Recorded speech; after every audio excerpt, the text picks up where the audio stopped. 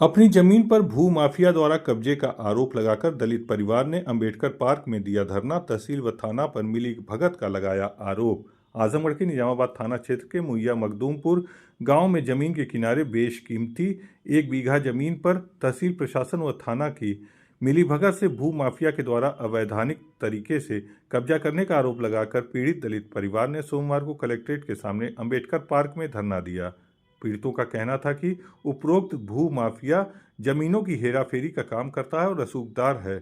पीड़ित की जमीन पर उसकी निगाह है और सरकारी रास्ते पर कब्जा करने के बाद अब पीड़ित की जमीन पर कब्जा कर रहा है।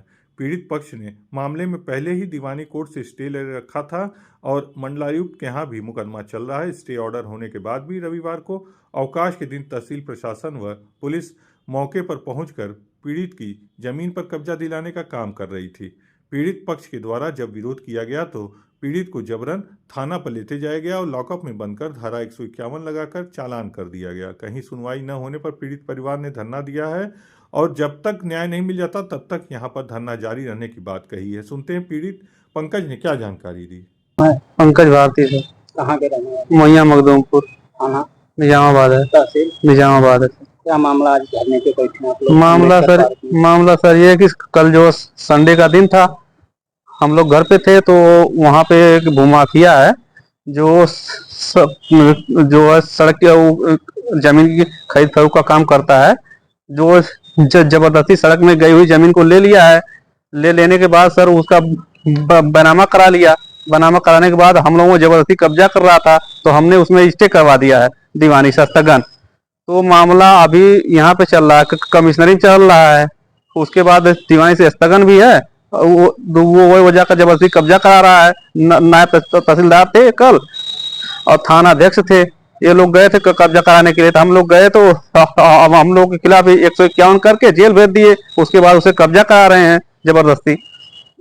जमीन किसकी है और कितने हैं? जमीन सर हमारे माता पिता के नाम से है। कम से कम 1 बीघा के लगभग है।